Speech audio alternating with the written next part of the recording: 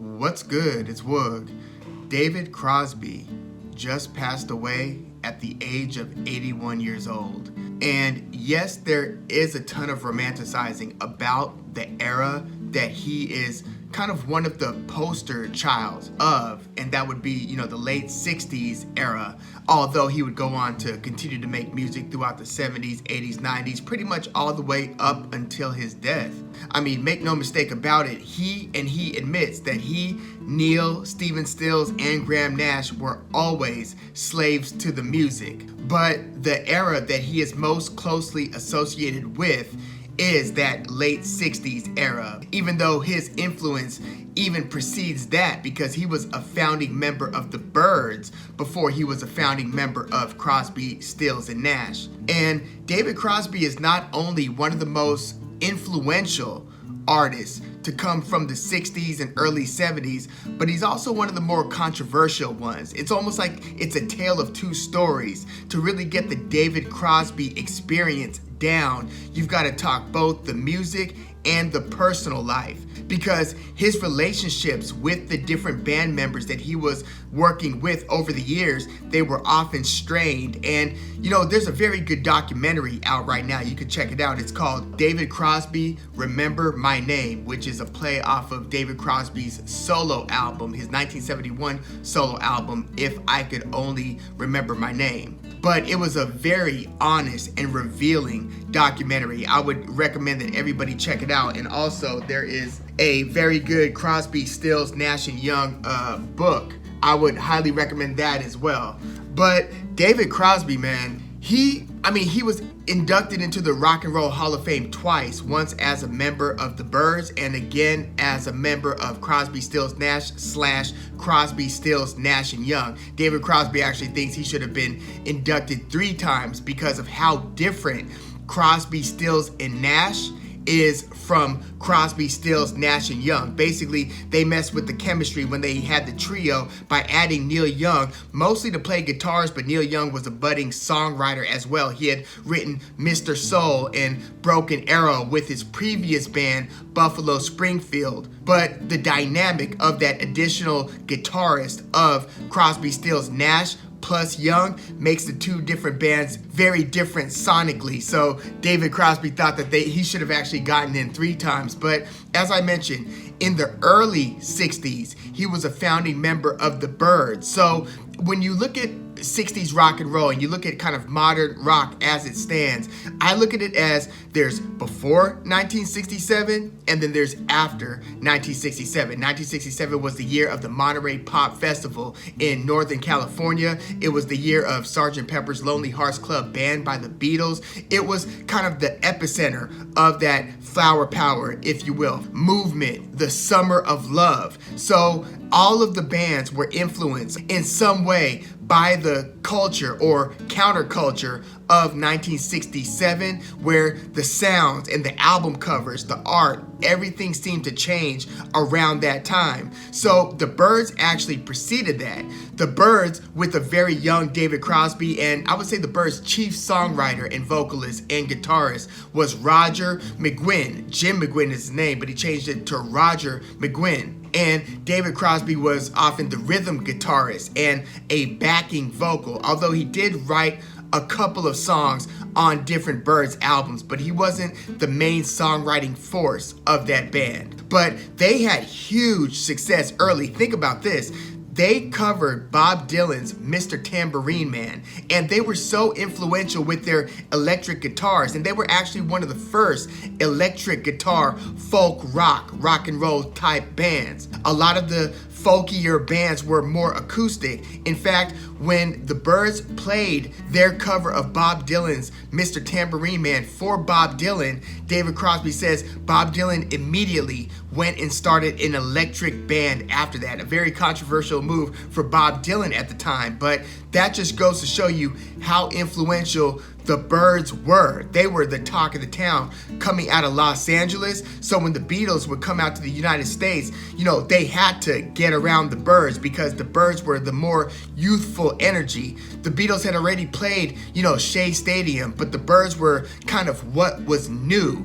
I mean, if you listen to like some of the guitar instrumentals from even the Turn, Turn, Turn album, Turn, Turn, Turn, by the way, was another #1 single from the Byrds. So Mr. Tambourine Man hit #1. Turn, Turn, Turn also hit #1 on the Hot 100. But if you listen to on the Turn, Turn, Turn album, Stranger in a Strange Land, the guitar instrumental, you listen to a lot of indie style bands today and listen to their way of playing those jangle pop chords. You could hear the Byrds influences all over the music, as well as when you get into some of the harmonies, as did Crosby, Stills, Nash influence future bands' harmonizing styles. You could listen to like the sounds, the vocal sounds of like everybody from Fleet Foxes to Grizzly Bear in today's musical landscape. But yeah, the Byrds hit big in 1965 with Mr. Tambourine Man. Then the next album, Turn, Turn, Turn. Crosby was in the band for basically their first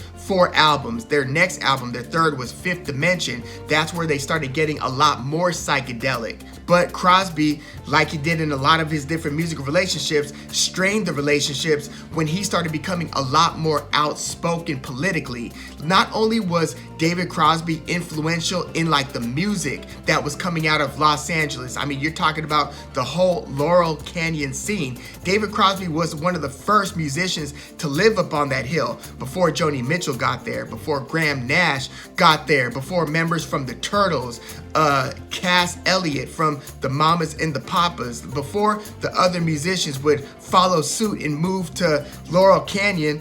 David Crosby was one of the first ones to do it. But as much as he is influential to that music scene, I mean, he also helped popularize Joni Mitchell. He was the one taking her around town, essentially, kind of opening a lot of doors in Hollywood for Joni Mitchell's emergence. And he also fell in love with her, and they had a relationship before Joni Mitchell would then have a long-time relationship with Graham Nash. But David Crosby was influential musically, but also just culturally. Like when you think about the quintessential hippie or counterculture persona, and you think about like even the inflections in the way that they talk, like David Crosby was that kind of bushy-tailed, bright-eyed, and some people would say naive character who would be, yeah, man, we've got to uproot the system, and we've got to, if we're going to make change, we got to do this and this and this. Like he was very witty, super well-spoken. Like he was a force personality-wise, where he imposed his personality, strong personality,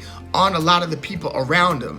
I mean, on the heels of Woodstock, him and his Crosby, Stills, Nash band members would come into the Dick Cavett show the very next day, and you could, sense that hippie-like energy in the way that David Crosby talked. In fact, the movie Easy Rider, which was emblematic of that Summer of Love late 60s scene, starring Dennis Hopper and Peter Fonda, the Dennis Hopper character was largely based on David Crosby, from the mustache to the way that he talked. In fact, you can see on that documentary, I mean, they were showing old footage from the 60s, but David Crosby was basically acting out some of the lines from the movie and basically showing, I could have played this role way better than Dennis Hopper did. Like, David Crosby in that aspect was absolutely the real deal when it came to, the hippie energy, the ideals, and so forth. David Crosby was right in the center of it. So when he left the Byrds after him and Roger McGuinn just couldn't get along anymore because of how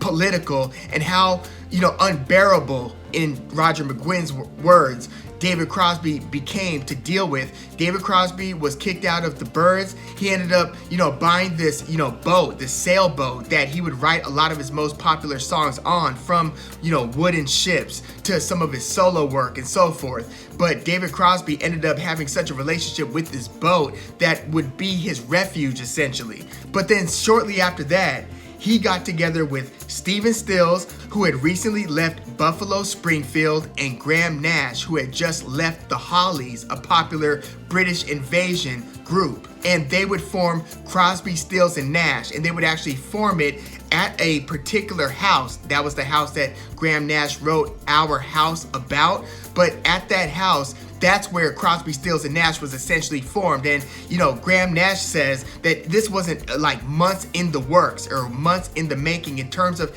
how they got their iconic vocal harmony style down. He said that happened in less than a minute. He said in about 40 seconds, Crosby, Stills, and Nash was born. As soon as they started singing together, first Crosby and Stills, and then Nash, lending that higher, close to falsetto vocal harmony on their vocals, boom, it was lightning in a bottle. And, Crosby and Nash, the way that their voices layer, I would say was the greatest contribution probably to Crosby, Stills, and Nash. As great a songwriter as Stephen Stills was, I look at him as being the best songwriter of Crosby, Stills, and Nash.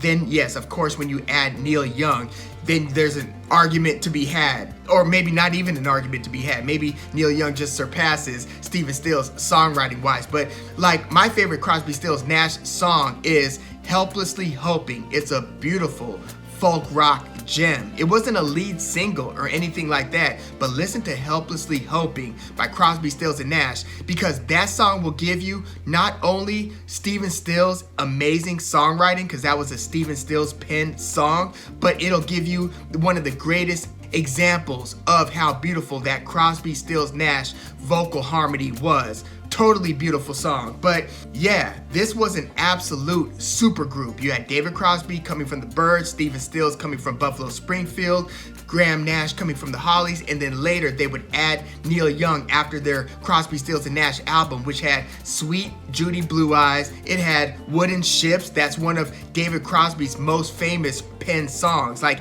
he didn't write the most popular songs from the Byrds. He didn't write the most popular songs from Crosby, Stills, and Nash. He wrote a couple good ones like I Almost Cut My Hair from the second album, Deja Vu. But I would say both Stephen Stills and Graham Nash were probably stronger songwriters than David Crosby, but he was basically an essential piece in the vocal harmony, and he was also largely the identity and the soul of Crosby, Stills, and Nash. Again, huge personality, and he was like one of the biggest movers and shakers of that LA, Laurel Canyon, Hollywood, whiskey, troubadour scene. I mean, he was an early advocate for the then emerging songwriter Jackson Browne. Like, he gave a lot of people their start, and he introduced a lot of people to a lot of other people to make a lot of future happenings happen. David Crosby was the man in that regard. But in terms of Crosby, Stills, Nash and Young, that was a bold move to add Neil Young with a proven formula that was working, because Crosby, Stills, and Nash was hot. I mean, their second show, just after linking up and starting to sing and write some stuff together, their second live performance was Woodstock, literally. So David Crosby performed at both the Monterey Pop Festival and Woodstock, and he actually pissed his Byrds bandmates off when he got on stage with Buffalo Springfield during this festival to perform with them. That was kind of the beginning of the end. And when the Byrds performed at the Monterey Pop Festival, that's when David Crosby said, something to the effect of, it wasn't one bullet that killed JFK, there was a major conspiracy, and this is your government, this is your country, and then got into the next song. Again, his band members found that unbearable, but that led to the transition of Crosby to start forming the supergroup Crosby, Stills, and Nash. Again, their second concert was Woodstock in 1969. So for some perspective, Monterey Pop Festival took place in the summer of love. 1967, Woodstock took place in 1969, 2 years later. And on the other coast of the United States, one was, on the West Coast, and then Woodstock was on the East Coast in Woodstock, New York. But yeah, David Crosby saw tremendous success with the Byrds, Crosby, Stills, and Nash, Crosby, Stills, Nash and Young.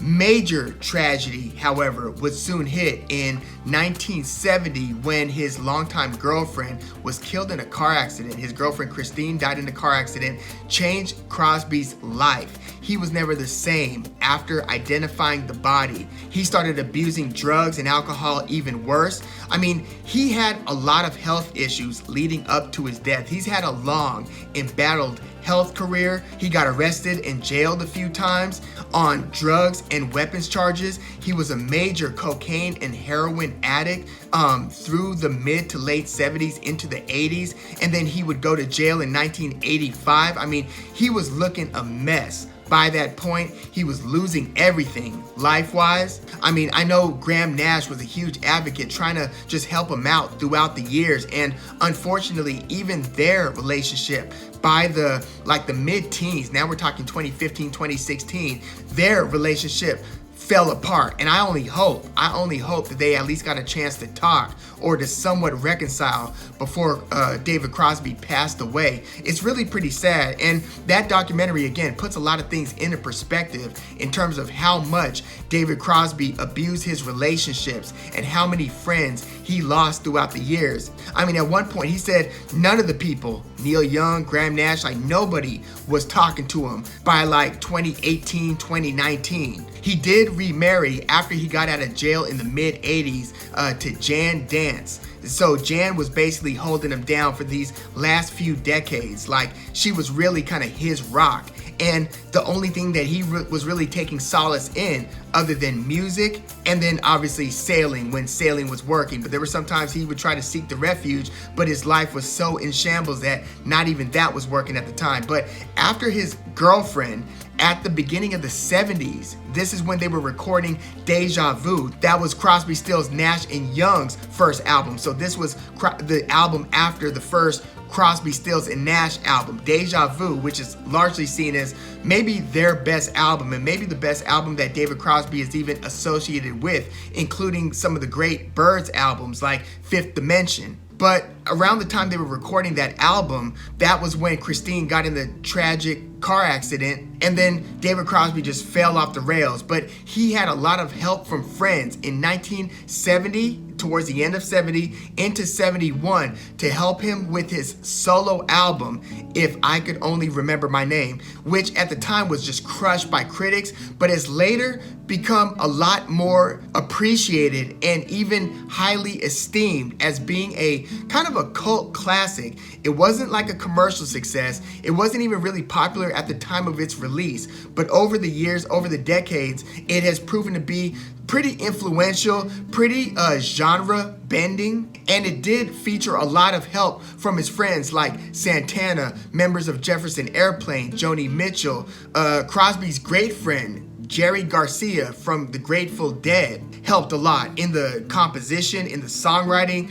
Stephen Stills came through, Graham Nash. Everybody it was all hands on deck assisting David Crosby with this If I Could Only Remember My Name album, which was kind of a touching moment, both in the life of David Crosby and, in the history of rock and roll. Yeah, that was David Crosby's most notable solo release. He did release a few more solo albums after that, kind of spread out through the decades. But If I Could Only Remember My Name, yeah, that was David Crosby's most notable solo album. But yeah, very embattled personal life. He did end up, kicking drugs for the most part around that time of his incarceration in 1985. He came out, he was like massively overweight. I mean, he looked very, very different by the mid 80s than he did in the, we'll say, mid 60s, like around his Byrds and then even his early Crosby, Stills and Nash, because he didn't have the long hair yet with the Byrds. He grew that out with Crosby, Stills and Nash. But yeah, his brother, who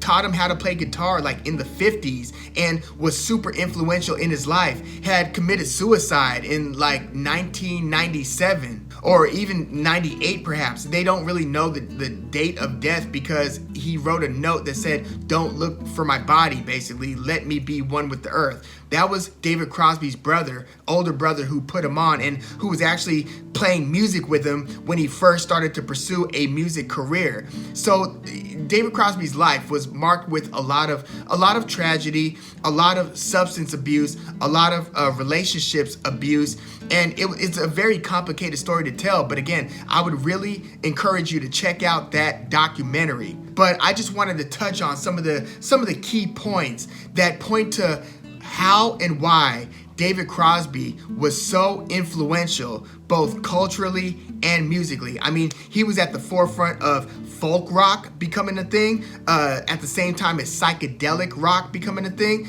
Even singer-songwriter, like you hear like the Father John Misty's and the Phoebe Bridgers of today. Again, David Crosby was helping to give Jackson Browne his start, and David Crosby was a strong songwriter in his own right. Again, he didn't pen too many hits, but he was a part of a lot of hits. And he was largely the glue in a lot of the relationships in that mid to late 60s musical and early 70s musical ecosystem. But yeah, rest in peace to David Crosby, and condolences to his wife Jan, and to any of his surviving family or any friends that still hold him dear to their hearts. And again, I just hope that he was able to, or I hope that the survivors were able to patch up the relationships with him, or at least have a conversation with him. I just, it's just sad when things end unresolved. But yeah, rest in peace to the musical legend, David Crosby. And please let me know what some of your thoughts are on the Byrds, on Crosby, Stills, and Nash, even on David Crosby's, the band that he started with his formerly estranged and adopted son. Not a son that he adopted, but a son that he had while he was with the Byrds, like early in his music career, that he had put up for adoption, later reconciled with and started a band called CPR. This was decades down the line. But yeah, let me know your thoughts on the Byrds, Crosby, Stills, and Nash. Crosby, Stills, Nash, and Young. Let me know which one of those two groups you prefer, by the way, with or without Neil Young.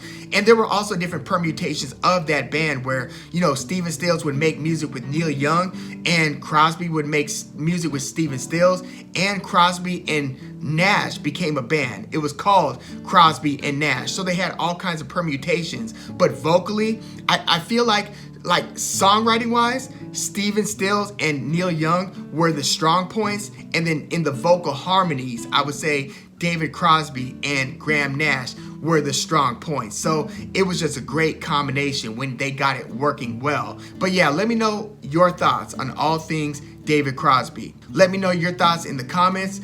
Please like the video, subscribe to the channel if you love music like I do. Rest in peace to David Crosby. I'm Woog. Thanks for tuning in.